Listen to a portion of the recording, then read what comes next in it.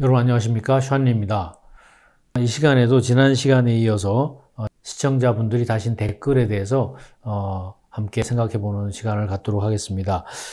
이번 댓글은요 정말 초기 영상인데 2018년 아마 5월 쯤인가 5월 말 정도에 올렸던 영상 같은데요. 네 번째 영상, 좋은 칼슘의 조건이라는 영상에 달린 댓글인데 조정희 님이 다신 댓글이, 이분이 뭘 굉장히 오해하시고 있는 것 같아서 이렇게 오해하시는 분도 의외로 많지 않을까 하는 생각이 들어서 여러분들한테 소개해 드리면서 또 이분의 오해도 좀 풀어 드리고 그럴 생각입니다. 결론은 이온 칼슘은 마그네슘과 비타민 D가 안 들어 있는 거고, 말씀대로 음식으로 먹으면 된다고 하시면서 칼슘도 마찬가지죠. 그냥 이온 칼슘에 들어있지 않은 성분은 무조건 넘치면 안 된다는 식으로 넘어가시네요. 의사분께서 말씀이 칼슘제가 불편하면 비타민 D하고 마그네슘 먹으면 된답니다. 칼슘제를 먹기 힘들다면 비타민 D와 마그네슘 드시라고요. 적정량 먹으면 과하지 않습니다. 이온 칼슘은 칼슘만 들어있는 건데 너무 비쌈. 처음에 이분 유튜브 볼 땐 그저 양심적인 지식인 정도로 생각하고 봤는데 장사하고 있어서 실망했죠.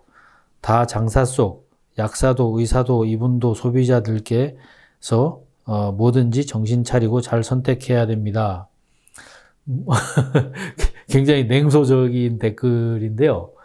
우선 첫째로 이분은 남의 말을 잘 안 들으시나 봐요. 첫째로 지금 이온 칼맥은 이름이 말이죠.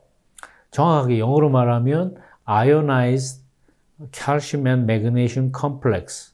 그래서 이온화된 칼슘과 마그네슘의 조합, 이런 제목입니다. 그러니까 이온 칼맥에는 칼슘하고 마그네슘이 들었죠. 근데 이분이 마그네슘이 안 들어있고 비타민 D도 안 들어있다고 이렇게 말씀하시니까 우선 전제가 잘못됐어요. 잘못 아셨고요. 그래서 이온 칼맥은 이름에 칼맥이라는 것은 칼슘, 마그네슘을 합쳐서 돼 있는 거니까, 가끔 이분처럼 다른 분들도 이온 칼맥 먹으면 마그네슘 안 먹어도 돼요? 이렇게 질문하시는 분이 있으니까 그런 식으로 좀 잘못 알아들으셨다고 생각이 듭니다. 그래서 여러분들이 이온 칼맥은 칼슘과 마그네슘 두 가지가 잘 배합이 돼 있다, 이렇게 우리말로 이해를 하시면 되겠고, 영어로는 synergetically balanced 이런 말을 씁니다. 두 개가 합해져서 아주 좋은 효과를 낼 수 있도록 잘 균형을 맞춘 그런 뜻입니다. 그래서 앞에 amazing이라는 이름이 붙었어요. amazing ionized 칼맥이 이온 칼맥의 원래 이름입니다. 그래서 오해가 없으시길 바라고요.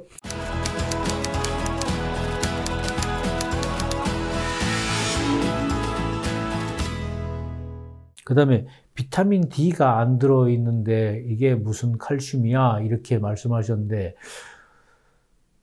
이게 현대 사회의 굉장히 큰 문제라고 저는 생각을 합니다. 제가 비타민 D를 넣을 줄 모르겠어요? 아니면 비타민 D가 무지무지 비싼 원료라서 제가 안 넣겠어요? 안 넣을만 하니까 안 넣겠죠. 그죠?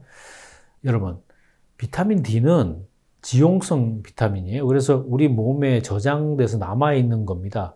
우리가 햇빛을 받아서 콜레스테롤을 변화시켜서 비타민 D를 체내에서 합성을 하던, 아니면 우리가 비타민 D3라는 형태로 보충제로 섭취를 하던 간에 우리 몸에 들어가면 간으로 일단 가요. 간으로 간 다음에 사용할 때에 신장에 가서 그게 액티베이트 돼서 활성형으로 바뀌어서 쓰이게 되는 겁니다.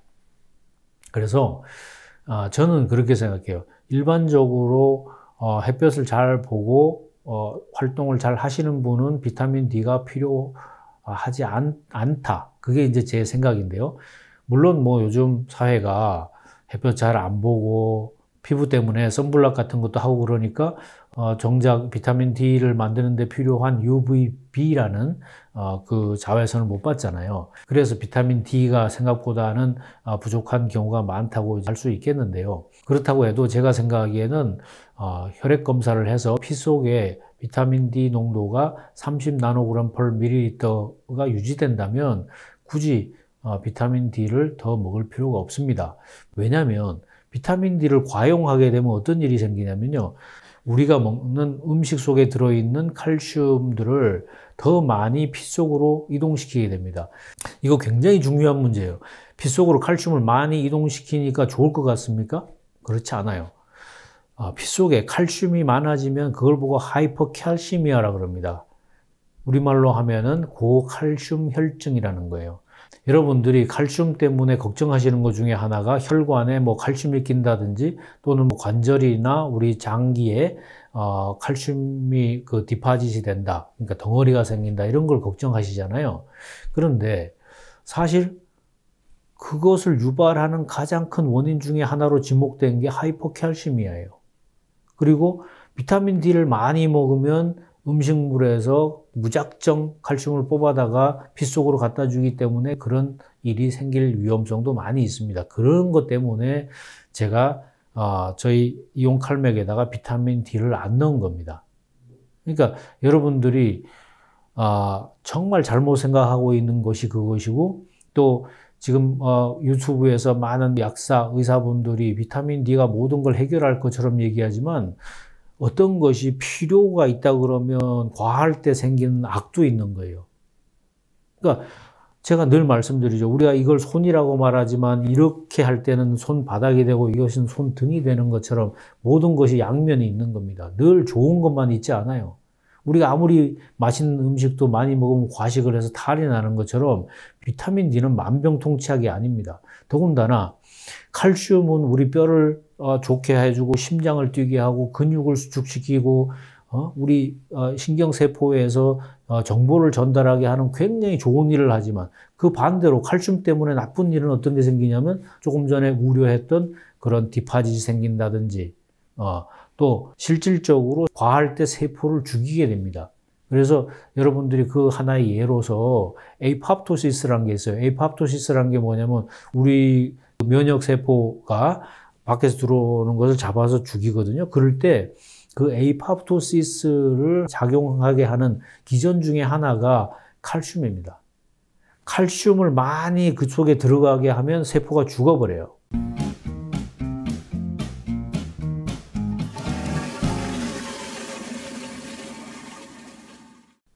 그러니까 칼슘은 굉장히 우리한테 필요하고 필수적인 물질이지만 어떤 경우에는 잘못 쓰이게 되면 독성으로 쓰이는 겁니다. 그래서 칼슘과 마그네슘이 잘 밸런스 된 게 너무 중요하다고 하는 거예요. 또 비타민 D가 굳이 필요 없이 먹을 필요도 없다고 하는 거예요.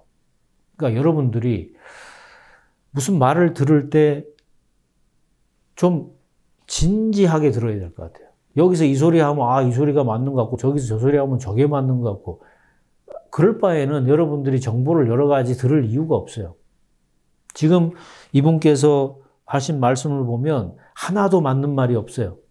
이제 그 다음에 나온 말 중에 뭐라고 하냐면 칼슘 먹기가 불편하면은 비타민 D하고 마그네슘 먹으면 된다고 얘기했다는 거예요. 이거 언젠가 닥터 3인가? 그 의사분이 이런 얘기 했죠.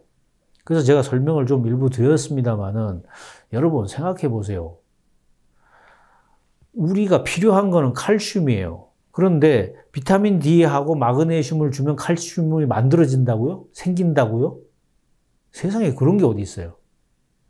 칼슘은 칼슘이고 마그네슘이고 비타민 D는 비타민 D인 겁니다. 마그네슘과 비타민 D가 칼슘의 흡수에 관해서 어떤 도움이 되는 그런 역할을 하는 것은 일부 맞지만, 칼슘이 없이 비타민 D하고 마그네슘만 있으면 칼슘 문제가 다 해결된다는 것은 정말로 어불성설이에요. 있을 수 없는 일이에요. 그런 얘기를 배운 사람이 한다? 저는 정말로 납득하기가 어렵다고 생각합니다. 그래서 이참에 제가 한 번 더 강조드리고 싶은 것은 이거예요. 칼슘이 많다고 해서 골다공증 문제를 해결할 수 있는 것도 아니고 칼슘이 적다고 해서 해결이 안 되는 것도 아니에요.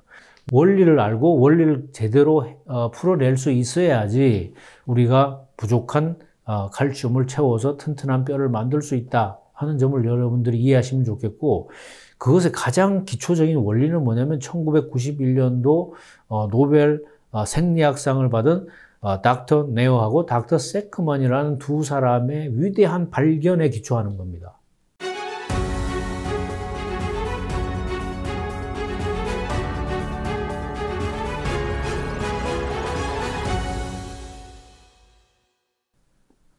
여러분들이 아무리 많은 칼슘을 먹더라도 그것이 이온화되지 않으면 여러분의 세포에 칼슘 이온 채널을 통과할 수 없다는 거 하나.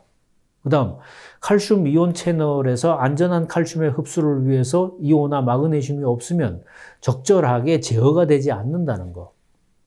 다시 설명드리자면 마그네슘은 칼슘의 기항제라고 합니다. 좀 어려운 말이지만 엔타고니스트라고 하는데, 그 기항제란 말은 뭐냐면 우리가 칼슘이 지나치게 들어가는 것을 막아주는 역할을 마그네슘이 한다는 거예요. 그래서 칼슘과 마그네슘은 이온화된 상태로 약 2대1의 비율이 좋다고 말하는 겁니다. 여러분들이 이런 근본적인 이야기를 어디 가서도 듣지 못하세요. 만약에 여러분들이 이런 이야기를 제대로 해주는 사람들이 있다면 오늘 이런 이야기를 하지도 않을 것이고, 오늘날 수많은 비용을 들이고 수많은 노력을 들이고 수많은 시간을 들여가지고도 이 골다공증을 해결하지 못하는 이런 문제가 이렇게 전 세계적으로 많은 상태로 있지 않을 거라고 저는 생각합니다. 그래서 오늘 제가 이 조정희 님의 그 댓글을 여러분들에게 소개해 드리는 이유는, 여러분들이 어떤 이야기에 대해서 비판적인 거에 대해서 제가 뭐 비난할 생각은 전혀 없습니다. 하지만 여러분들이 남의 이야기를 들을 때는, 또는 정보를 취득할 때는 잘 취사 선택해서 하는 것이 필요하고, 또 남의 얘기를 들을 때는 자기 생각을 좀 버리고 빼버리고 그 사람은 도대체 무슨 이야기를 하는지 진지하게 한번 생각해보고 받아들인 다음에 한번 걸러서 이야기를 하는 것이 좋습니다. 저는 이온칼맥 파는 사람이니까 장사꾼이라고 해도 제가 그걸 보고 뭐라고 할 생각이 없어요. 그렇지만 의사는 장사꾼 아니에요? 의사도 장사꾼이에요. 약사도 장사꾼이에요. 약사는 약 파는 장사고 의사는 의료 기술을 파는 장사꾼이에요. 가끔 가다가 약사들도 파업하고 의사들도 파업하고 그러죠? 왜 파업합니까? 그 사람들이 자기 공동의 이익을 지키기 위해서 파업해요.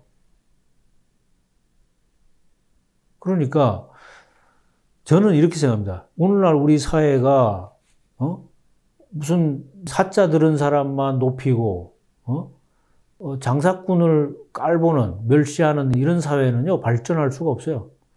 옛날 조선시대가 사농공상이라 그래서 계급을 뒀죠. 선비가 제일 위에 있고, 그 다음에 농사 짓는 사람, 그 다음에 뭔가요? 공업하는 사람, 그 다음 장사꾼? 장사치라 그러죠. 그래서 그 제일 깔보잖아요. 그러니까 조선이 망한 거죠. 그래서 저는 여러분들이 정말로 실사구시의 정신, 그런 마음을 여러분들이 좀 잘 간직하고 배우고 지켜 나갔으면 하는 바람입니다. 여러분 오늘 이야기가 좀 길었지만 좀 좋은 뜻으로 받아들여 주시면 감사하겠습니다. 또 다음 시간에 다른 주제로 만나 뵙기로 하겠습니다. 여러분 감사합니다. 안녕히 계십시오.